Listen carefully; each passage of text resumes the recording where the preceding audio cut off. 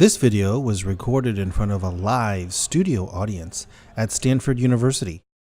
So what I'm going to do is I'm going to talk a little bit about tests because I think they're preventing us from doing some interesting things in education and in instruction.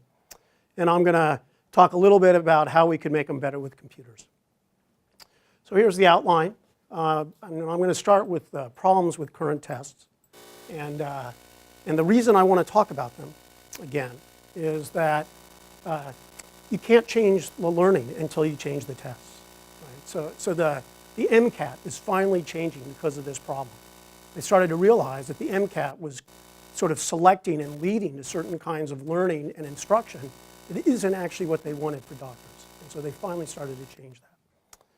So these tests are very important. They influence what people think matters the most. Right? So they shape national and local policy. They shape instruction and teacher practices, and they shape what students think counts as useful learning. And so there's sort of this little thing in the background that we don't pay attention to because we don't actually know who makes the tests. They just show up, but they do a lot to shape us. And so current tests send the wrong message about what counts as useful learning. So I need to prove this to you, so I will do so. Here is this is a California standard for US history, 11th grade. So very thoughtful people put together standards for what students should learn. Then somewhere along the line, these standards get sort of farmed out to assessment makers, and they make test items. And those test items determine lots of stuff. So here's the standard. I will let you read this.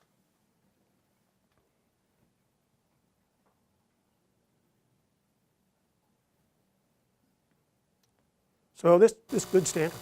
If people knew this, this would be quite satisfying. So your task is to predict the question that kids see for this standard. You'll never do it, so I won't. So down at the bottom is the standard. Here's part of the question, right? And then here's the question they have to answer. So somehow they sort of lost the intent of the standard. So just to drive it home a little more, you have to predict the standard. I'll give you the test item. So here's which of these organisms would most likely be found at the top of the energy pyramid. I don't know why I always have an urge to say clams, but that is not, I believe that is not correct. So your task is to decide what does the standard look like. And so there it is at the bottom, and here's the standard.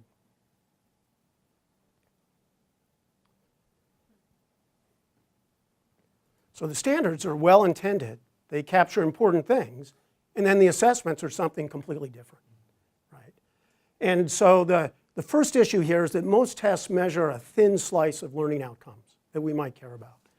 So if we ignore the absurdity of those items, because I picked really absurd items, there's familiar issues with tests like this. There's this overemphasis on unaided retrieval of facts and skills. It's just you, your pencil, and the bubble that you fill in, or you, the computer terminal, and you just have to remember stuff. That's sort of the task. And so this is a way to emphasize routine efficiency. You're supposed to be fast, you're supposed to be efficient, you're supposed to have low variability. That's what most tests measure, like the SAT, that's what that is, right? And you get it right. And this is sort of why people make mistakes as well. So these kinds of tests are useful for when you are going to go into highly stable performance environments where you know exactly what it's going to be and efficiency always works. So for example, word decoding. We practice word decoding in very stable environments because the words are always left to right. There's always spaces between them, whether it's on my cell phone, a poster, a paper. So you want people to be fast. You don't want them to be figuring it out each time. Another example of a highly stable environment is gymnasts. And so they practice to a high degree of efficiency on very stable equipment. I don't know if any of you saw the Olympics, the Summer Olympics a few years back, but there's this period where all the women were wiping out on the vault, right? They had developed this high degree of efficiency for a very specific environment, and the vault turned out to be, someone set it a ½ inch too low.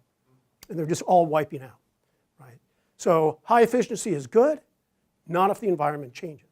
This is where you start to get blinded by your assumptions. You start to believe things and you don't see what's new.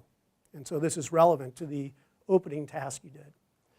So what we probably care about more is adaptability, people to let go of their assumptions, to learn new things, to continue growing and to change. Some things you want high efficiency, but there's not a lot of them. So let me give a thought experiment where the usual tests might lead to a misdiagnosis. So I have two candidates applying for a job. I have Bob, who took a 5-week course in Excel spreadsheet software. And I have Mike, who does not know Excel, but he taught himself 3 other spreadsheet programs. The company uses Excel. So they give a test on Excel. And he sits down with Excel. And the result, as you would expect, would be Bob would do better, because sort of Bob learned the exact commands that you're supposed to use in Excel. But that's probably not who you want to hire, right? Because 6 months later, Mike is going to be the one who's going to do the best, because he already shows that he can continue learning, adapting, he understands the principles of spreadsheets. So this is kind of a general story, that these aptitude tests, they predict about 9% of job performance immediately after training, and then it drops to 4%, and then it completely disappears, right? So something about our tests aren't actually capturing what matters the most. Let me give you one more example before I give you an alternative model for assessment. So you may have seen this. Every couple of years, there's some reporters who see Harvard students at a graduation or Stanford, and they're a little tipsy maybe, and they got their mortarboard, and they say, "So, Mr. Graduate, so why do the seasons change?" And the Harvard student says something like, "Well, because the Earth's closer to the sun, or because it's cloudy, is that why?" And the reporter, quite smug about the whole thing, sort of implies that a Harvard education is no better than a high school diploma, right? Well, that's sort of what our tests are like. How do you fix that? Well, you give them a day to learn the answer. Who's going to do better, right? Suddenly, you're going to see all the things that the Harvard student can bring to bear, all the education that they've had that has prepared them. So this other kind of assessment is a dynamic assessment. And the idea is, as part of the test, you give people a chance to learn during the test. And you see, can they learn what you're giving them right then and there? And so this turns out to be a very sensitive kind of measure. So this is an alternative to the usual kind of test.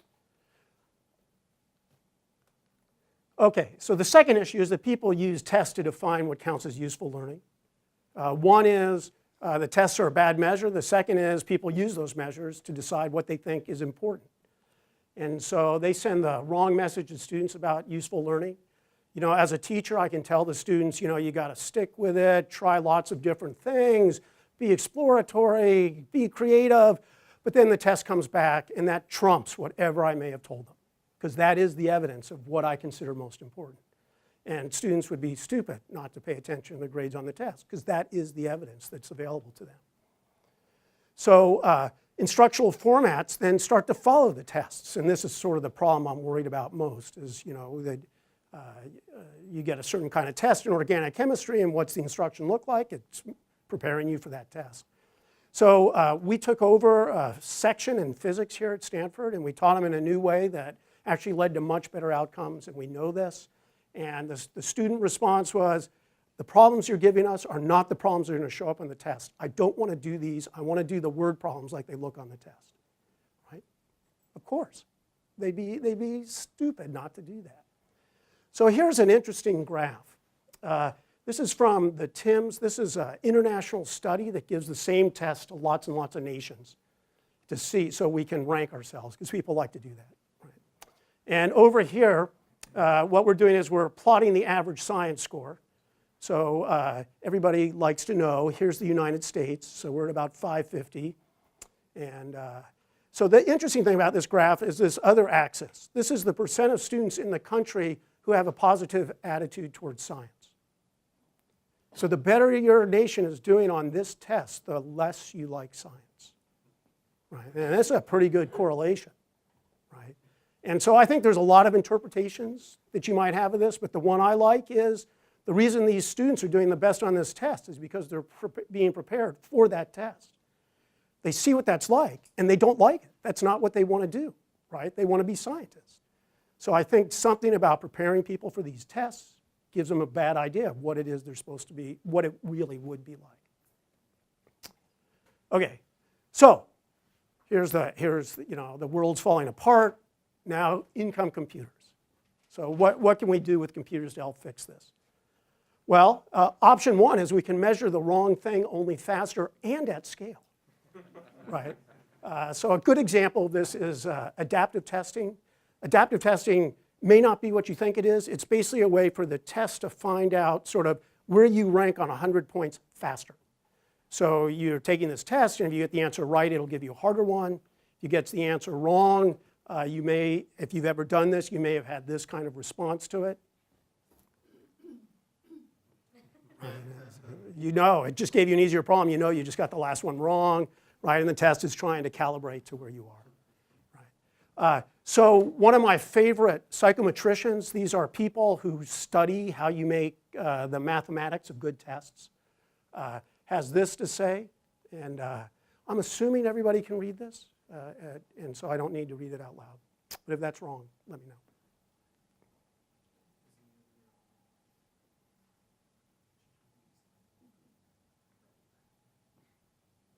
So the important part of this is that computerized testing is a mechanical horse.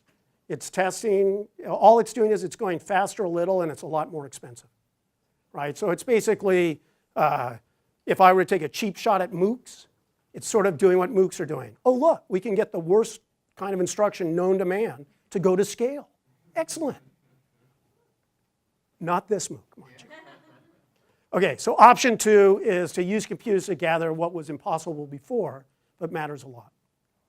So what matters a lot? So I talk with a lot of school principals and superintendents, and I sort of tell them what I am. And I ask them what I can do for them. And I used to think they would tell me, can you help our kids do better on the standardized tests? Because there's a lot riding on that, like funding formulas. And their answer is always the same. It is, can you help our students be more adaptive and make good choices as they go through and continue to learn in life? And it's a very consistent theme. And you also sort of see this in these new 21st century competencies that are showing up. You know, things like grit, persistence, collaboration, or in informal learning, autonomous, when nobody's telling you what to do, right? The main concern in all these is that people are making the right choices about what to do. Should I stick with it? Should I quit? Right? Am I choosing the right things to work on? So given this, it seems to me what matters is choices that improve learning. And this is what we should be assessing, are the kinds of choices people make about their learning. And so computers are kind of key for this because they can create this rich interactive learning environment, so I can see, do people learn? Are they prepared to learn? And do they make the right choices to do that? And computers collect lots of data. So I get all the data on the backside. So here's what we've been doing about it. We're making these little game-based assessments that measure student choices. And they're 10 to 15-minute games called choicelets. And they capture typical performance, not maximal performance. So most tests are capturing you at your very strongest effort.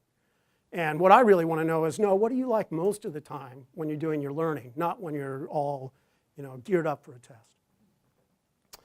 And so there's things to learn in these games, but you don't have to. You can level up without learning them. And so it's sort of there for you. And we can sort of see, are you prepared to learn by making the right choices about these kinds of resources to learn about? And so we track their choices. And ideally, we can demonstrate that some choices are better for learning, that we can demonstrate these choices can be measured. And finally, we can test whether we can teach students to make better choices about their learning. So let me give you an example of one. This is called Posterlet. You are on the organizing committee for the school fun fair, and your job is to make posters for booths. And so the first thing you do is you choose a booth. You then design your poster. There's then a focus group who looks at your poster. You get to choose 3 people from that, 3 animals from the focus group, and you get to choose feedback that either says, I don't like, or feedback that says, I like. But you can only choose one of the 2 for each character. You read your feedback. If you'd like to revise, you can. Then you submit your poster, and you get to see how many tickets you sold, and you do this 2 more times. So let me show this concretely. I don't quite know how to make my mouse show up, but maybe you can.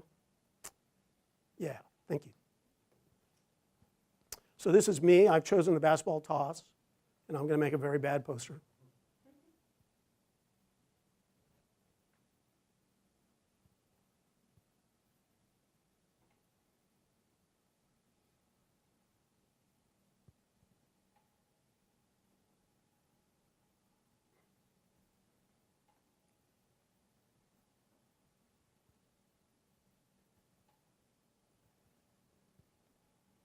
Everybody chooses the lion. So now you see it says, I don't like or I like, and I get to choose one. And the information I get from I don't like and I like is equally informative. And I chose not to revise. I submit my poster. I sold one ticket. And now I can make 2 more posters. So the key moment in this game is, do they choose I don't like or I like for the feedback? Right? This is the critical choice, and this is what we're measuring. So there's 3 posters total. There's 9 chances to choose positive or negative feedback, and I get 3 chances to revise. Each poster I can revise just once. All the feedback's informative, so we wrote a little intelligent system that looks at the posters and evaluates them by 21 graphic design principles. We're not measuring artistic quality. It's things like, can I read your text? Right? Do you have a picture in there? And so there's the positive feedback, which says things like, good, your font is big enough to read. And there's the negative feedback that says, it's hard to read the small letters. So negative here means constructive. It doesn't mean punishment. But the literature indicates that negative feedback is better for learning, but nobody likes it. Right, because they take the negative feedback as an ego threat. It's about me as opposed to being about their poster. Right? And so that's kind of a problem that people have. And so we wanted to see, does seeking negative feedback tell us anything important? Right? Which may be difficult for some people to do. And all the prior work on feedback has imposed it. It's called supervised learning, where someone else is giving you feedback. Here, it's up to them what they want to choose. So is choosing negative feedback important? We asked 450 middle school kids to play. And the major goal of this first study is just to validate the assessment. So for these choice-based assessments, we run into this tough problem, which is that with most tests, accuracy is objective. So if you give the answer 5, I know you're wrong. Right? If you give it 4, it's you're right. But when I say, choosing negative feedback is right, you might argue with me and say, you can't prove that. Right? So I have to go out and prove that certain choices are better than others. So that's what we did here. We went to demonstrate that some choices are better than others. And so is choosing negative feedback the right choice for learning? So what we have here is the results. So negative feedback, again, they got 9 chances to choose between positive and negative feedback. So the more negative feedback they choose, the less positive they're getting. Right? They only get 9. So we can look at how much their posters improve over time. And it turns out the more negative feedback you choose, the more your poster increases. So this number is called a correlation. And it basically, a big number means 2 things are really tightly associated, and a really small number means they're not. Right? So this is a pretty good association for this. We also give them a post-test afterwards about graphic design principles. Like don't put the text too close to the edge, which is one of the things the game's taught. And we see again, here you see revision also improved poster quality. This makes sense because they're making a better poster by revising it. On the post-test of the graphic design principles, again, we see negative feedback correlates. We see revision goes down, but it's still correlating. So basically these 2 things, if you engage in this, it predicts that you will learn more from this game. Turns out negative feedback and revision are correlated. So, is it that kids who like negative feedback are also kids who like revision? Or is the negative feedback triggers revision? I don't know. So here's the second part. The choice of negative feedback in the game correlates with learning in school. So we have a sample, subsample these kids. We got their achievement tests. So in New York, they have their own test and their own standards. And the negative feedback is correlating pretty well with it. So this little game is predicting 16% of the variance in kids' math scores in New York, if that makes sense to you. Chicago uses a different set of standards and a different test, but those kids, they show the same level of correlation. So this choice to seek negative feedback seems to be important. Revision, not so much. It bounces around, right? So it's kind of less reliable. So the take home here is, stated another way, the more that you seek positive feedback, the less you're going to learn in the game and in school.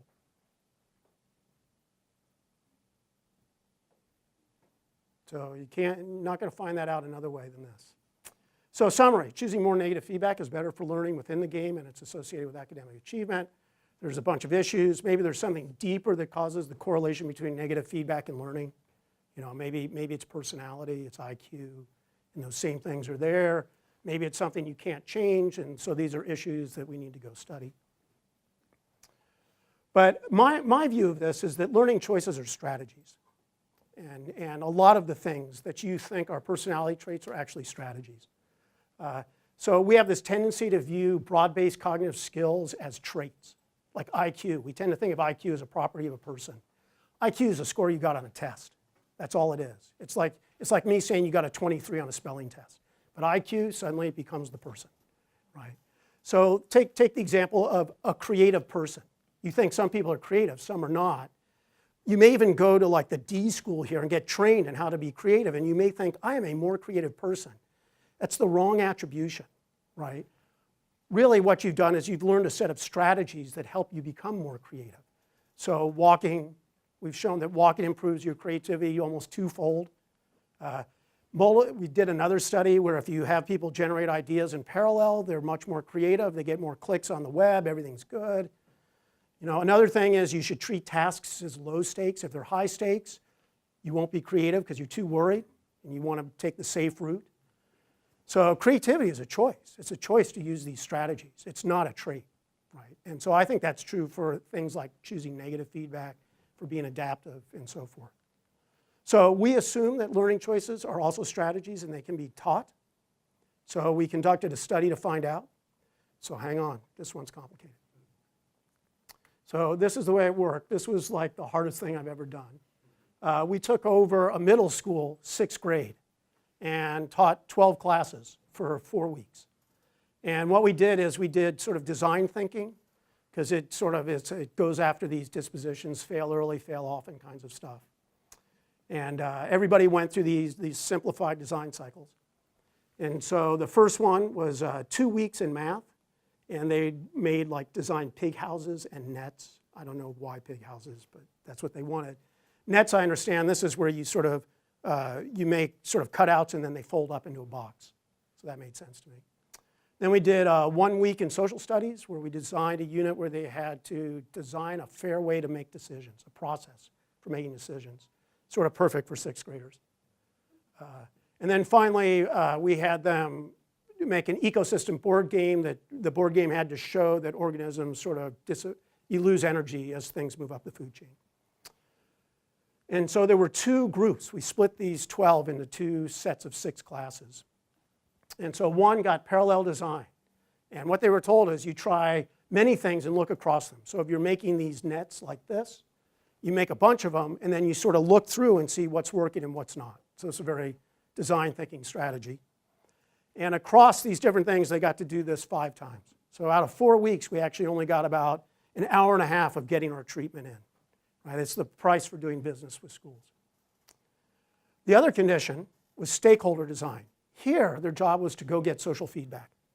Right? And so they would make their net, their instructions for how to make the net, and they would give it to somebody else. And then they would see how the other person used it, and the other person would give them feedback on how they're doing. And then and so they got that 5 times. So everything's exactly the same except for these 5 time points. Then afterwards, we give them 2 assessments. One is the one I just showed you about seeking negative feedback, and one is called Photolit, and I need to show that to you briefly. So in Photolit, you are a cub reporter, and the animals have escaped from the zoo, and they've gone to all sorts of ironic places, like there's porcupines at the balloon shop. And your job is to go take photos of them, and You take photos and you have these settings, like you can set the focus, the shutter speed, the aperture, things like that. You can get some resources to how these things work if you want. You can take all your photos and sort through them and sort of see what's working. Then you submit your photo, you get feedback, and then you do it again. So here's a quick video of what this looks like.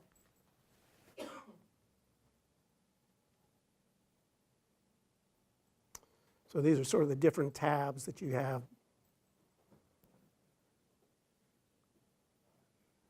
So these are monkeys in the convenience store. Your task is to take photos, a photo of the monkeys fighting for the banana.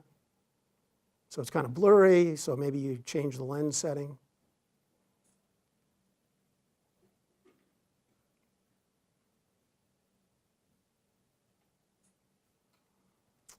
Then you've taken some photos, and you can take as many as you want. Then you go to this page, and you can sort of look at your photos close up, and you can sort them. You can sort them by hand, like this. Or there's a drop-down that allows you to sort them by which one has the best focus, or how was the lens set. Here's the animation. So this sort of is trying to teach them a little bit about how the camera works. We ran out of time. There was supposed to be some text on the side to sort of explain what's going on, but we didn't have time to do it, so I don't know how much people learned. You then choose your photo, you submit it, and Chuckles gives you 5 bananas. He likes that the focus is on the right target.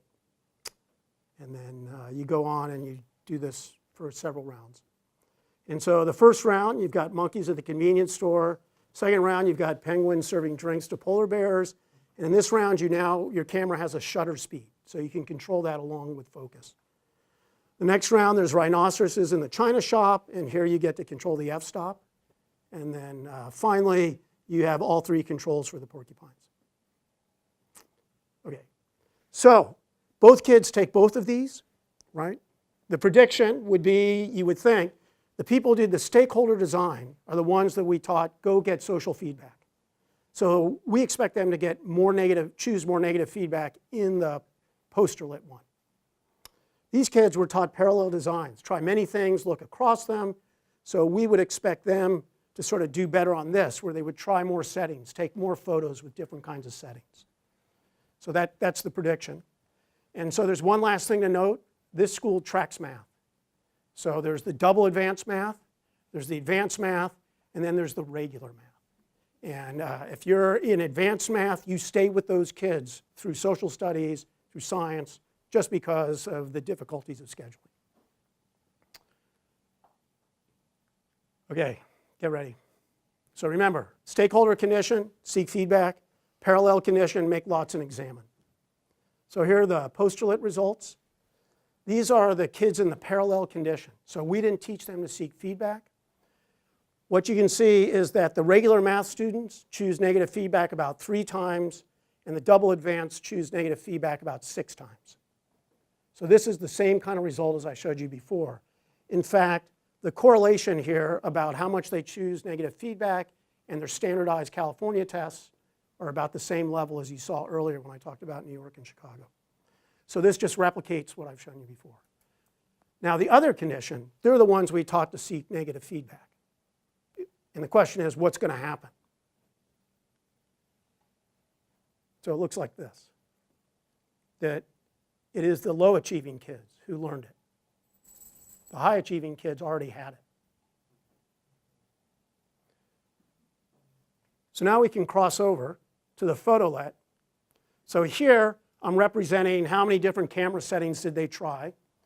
So in this case, the kids who were told to seek feedback are now the control condition, right? Because we never taught them to sort and try lots of things. So again, choosing lots of camera settings is correlating with standardized achievement tests, and you can see it just by how it's laying out with the grades. Question is, the kids we taught to seek lots of stuff, what do? You know, to try things out. Did we have an effect on them? Same story. Right? We moved the low achieving kids. Right? So I'll leave this up for a second. It's a lot of data points to digest.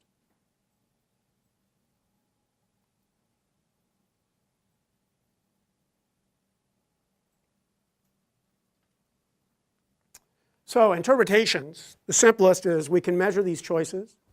The computer made it fun for the kids, a lot of work for us, but it made it tractable for us because we could collect this data.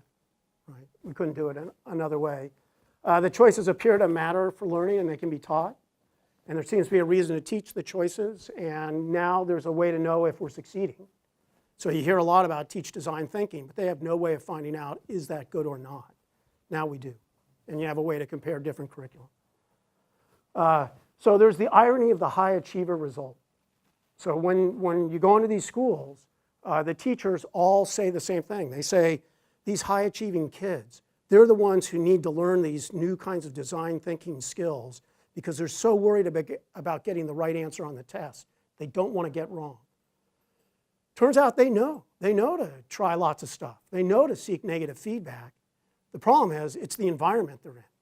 Right? They'd be stupid to do that when getting the right answer is how they got there. So they already know these skills. The problem isn't with the kids. The problem is with the classrooms. Then there's this other question, which is why don't the low achievers know or use these strategies? So I'm guessing you can generate a lot of interesting hypotheses. I won't bother. Good question, though, is now that we've taught these low achievers to do better, will their standardized achievement tests go up? Be sort of a miracle result, but I'm hopeful. So we made some other of these. Choice to organize information. This one would be good for doctors on the way. Basically, you have to replace the vet and diagnose dogs who come in. And we look to see, do you bother to organize your information, or do you just flip through prior patients? Turns out this is a really good predictor. Choice to engage in critical thinking. So people often get confused about critical thinking. Critical thinking is how do you decide what to believe? Most tests are hypothetico-deductive, sort of like you'd imagine the LSAT is. But in here what we did is we just measured, are you willing to engage in critical thinking? Turns out that's a really good predictor of how people are doing in school. Choice to abandon after failure. If you fail, do you choose to do something else or do you stick with it? So this is pretty typical kind of persistence measure. Choice to inquire, or do you just want to get the right answer? Choice to read. These are fun to make. So in conclusion, teaching of the test. Why do people consider this to be a bad thing? One reason is because I might only teach a small sample of the material that I can cover on the test, right? Because the test can only be so long, so I just sample stuff that I've taught. If I taught to the test, I might only teach that sample of stuff. So that's one honest complaint about it. Another one is we appreciate the tests don't measure what we really care about, right? And so, but what if the test asks people to learn something new during the test when given a set of resources and choices for how to use them? If we just change our test format. We would probably, as teachers, teach the students the most important concepts plus the strategies that prepare them to learn. We wouldn't teach them all the edge cases and all the tiny things because they can look that up, right? In this case, teaching the test could be a good thing. So, thank you.